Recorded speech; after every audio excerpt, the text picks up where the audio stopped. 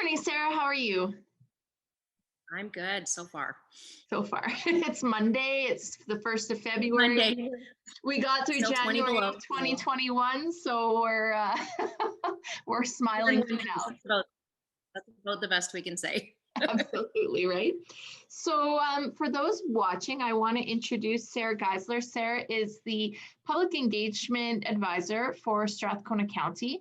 And of course, Sarah also does work with us on public engagement at Transitional Solutions. So Sarah is with us today. We are going to have a little chat about public engagement and the impacts to public engagement during our sort of COVID world. And so, Sarah, I guess to begin with, maybe just tell me how COVID has impacted the way you do public engagement at Strathcona County. COVID pretty much has turned everything upside down for us, really. At the very beginning, we put a full stop on everything. We figured people have enough to deal with. They don't want to be hearing from government at a time like this when everything's fresh and new and nobody knew what was going on. So we put a hold on everything and use that time to just do a little bit of learning ourselves.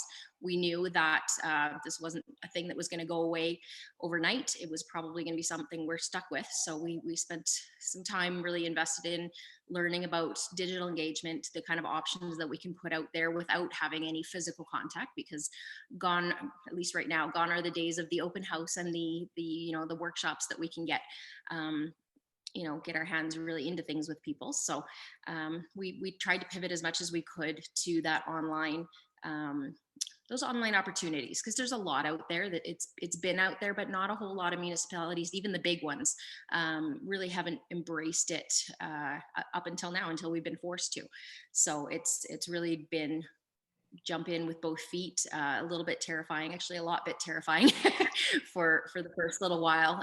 So learning how to do what we call digital face-to-face engagement. So just like a lot of people are having their Zoom meetings, you are face-to-face, but it's digitally, as well as online discussion boards, things like that. Ramping up online surveys. That's something that most municipalities have been doing for quite a while now, is the surveys, but really the digital space was new and a little scary for us.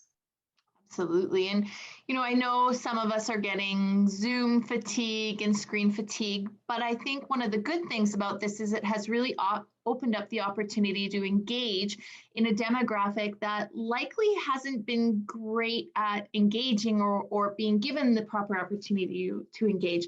And I think of people similar to you and I, women who work all day and then go home to a thriving family and kids that want their attention.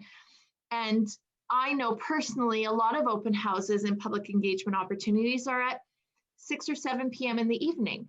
And there were never opportunities to engage virtually. And so I just personally never engaged. And so I am seeing this also as a really great opportunity to get a whole other demographic of people engaged.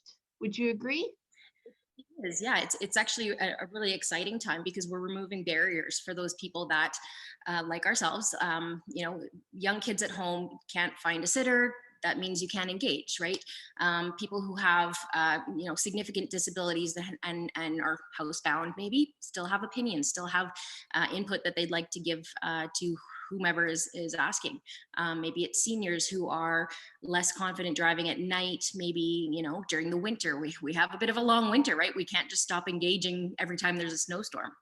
And you and I have both seen open houses where, you've got a blizzard, so only one person makes it because the roads are too bad or it's freezing cold. So that digital space really gives us the opportunity to take one more barrier away from people engaging. We know that we do still have some other barriers in Alberta. Internet is still a problem in some of the rural areas. So we've been a little bit creative. Being Strathcona County is a specialized municipality, so we've got our very large rural space as well as our urban space. So finding ways to kind of give people ideas how they can connect, how they can get better Wi-Fi, how they can maybe it's a drive-in type space where that people are going to be able to have that reliable internet signal, so they can drive in and do their own little session from their car or whatever. So we're just working through some of those different logistical challenges. They're not insurmountable. Like we can do it. It's definitely a learning curve though.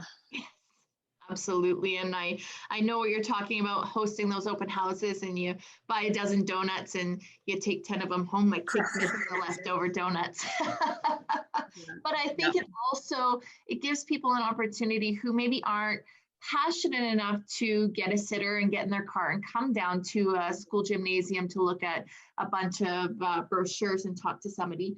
It gives them an opportunity to engage as well. And it also gives people an opportunity to engage in a less threatening manner too. We've all gone to one of those open houses where you walk in and it's like you're the only person that came to the party, and that's a little bit unnerving and a little bit threatening as well. And so I think that this gives people an opportunity to engage in their own living room on their own time schedule, whether it's a survey, whether it's a Zoom link, or even through social media. I think these are things that I see a lot of different people embracing. So when COVID's over, do you think we're going to go back to old school open houses, or do you think digital engagement is here to stay? I think it is. I hope it is. I can't see any reason why we would go back to the old way of doing things when this is really helping more people than not.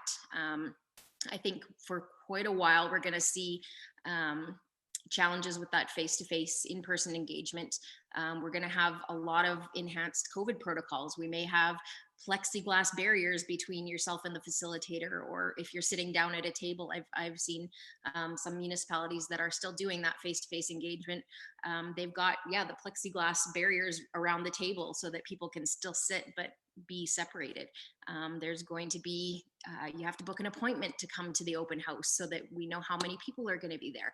It's going to be a lot of work on that side. So I think that in-person engagement is almost going to be the backup almost, whereas the digital engagement will be kind of the priority for quite a while going forward. And I think as people get used to it, they'll prefer it, really, because I can be, and I have been, watching my kid in the bath and on my phone at, doing a session with the school or whatever. I can be paying attention and then participating as it suits me. Maybe I have my camera off for most of it and I only chime in at the end or whatever.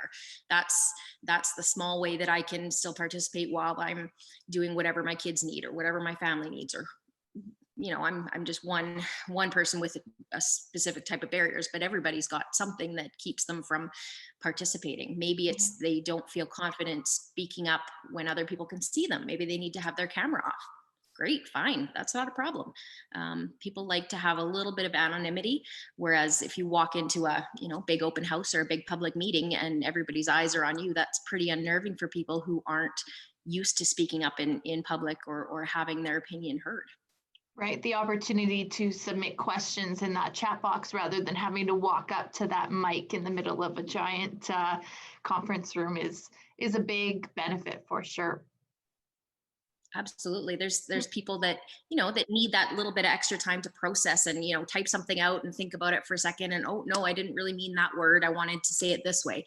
So just lets people do things on their own time and in their own way. And the more we can do that, the more doors we open to have different kinds of or different communities engage with our government. Absolutely. So are you finding then, in this sort of new COVID world and with our digital engagement, are you finding more, less, or about the same level of engagement that we've seen in the past? Significantly more, actually. People have a little more time without all their kids' activities, and they aren't going out. Hopefully, aren't going out to the events and things like that they were before. So they do have a little bit more time to participate, to sign up for whatever online panel or what have you. So definitely, at first we were so hesitant going back out to the public in those early days of kind of that first wave of COVID. March, April, May. So we asked the question, are you guys ready to engage yet? And it was an overwhelming yes. We know from some of our connections across the country, that's the kind of the same feedback that they were getting from residents all across Canada, that yep, they want something to do, they want to still feel connected to their community, and that's one way that they can do it, is they can be giving feedback. So we know that budgets still need to be made, and strategic plans are still being built, and those capital projects are still going on. So we need to gather all that feedback anyways. There's no sense us just kind of letting things go, because we'll hear about it in the end one way or the other, right? So we might as well take advantage of people's time while they're willing to give it, and open those doors for as many different ways to participate as we can. Absolutely. And it's we're now closing in on a year of a lot of us working from home and being isolated. And so it's the world can't stop. We, like you said, we still need to be planning for our organizations and doing strategic planning and engaging the public on those strategic plans.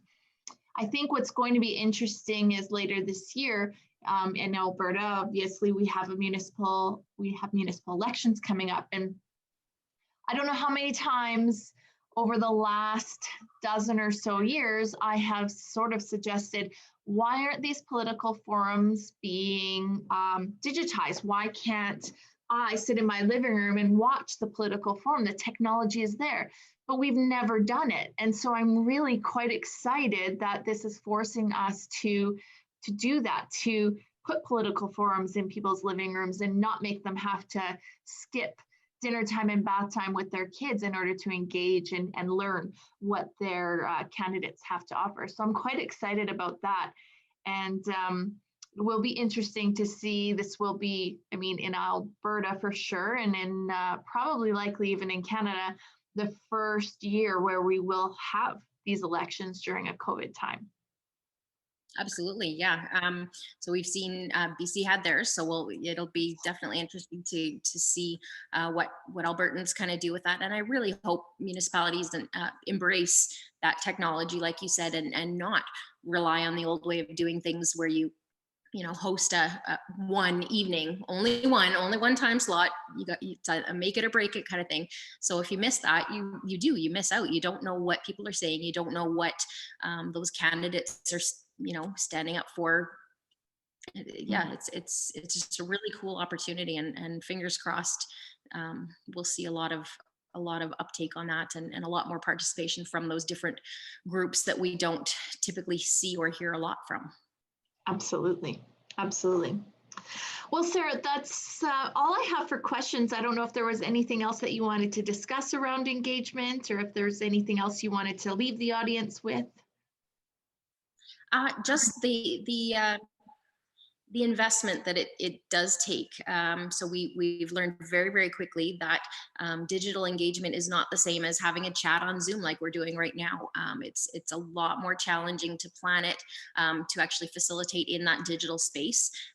You can be a great facilitator in a room with your flip charts and all those fun things, but it's really, really different when you're trying to juggle technology and people and things like that all at once.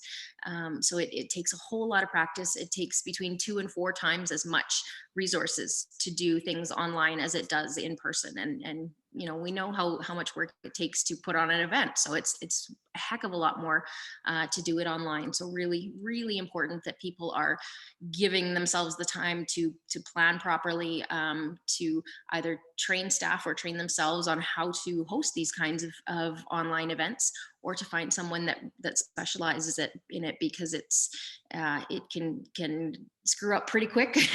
And it can be really challenging for people. We still have lots of people who aren't comfortable in that digital space. They need help. So everything from helping a senior log into their very first Zoom session to troubleshooting technical stuff, it's a whole lot. So I really I encourage people to get online, for their municipalities, get online and talk to people, but have a plan for it, find some help, and make sure you're doing it properly. Otherwise, it's not a good look. Yes, it's not something that you can go halfway into for sure. I think we've all been in those Zoom meetings where everybody's Yep. glitching out and the whiteboard doesn't work and the chat box isn't working. And yeah, absolutely, I agree. Having that technical know-how and somebody ready to assist in the background is going to be really, really important. Having said that, Yeah, I miss my flip charts. you get used to them, and they're pretty hard to replace in the digital space. They are, much as we are trying. There's so many different apps and add-ons and things like that that you can incorporate into Zoom, but it's not quite the same as the good old-fashioned flip charts. It isn't. Hopefully, in the coming future, there will be a good balance between some solid in-person engagement and lots of opportunity for digital engagement, because I do believe it captures a broader audience and gives people a chance to engage on their terms in their living room. Absolutely. Yeah. Awesome. Well, thank you so much, Sarah. I really appreciate your time today. No problem.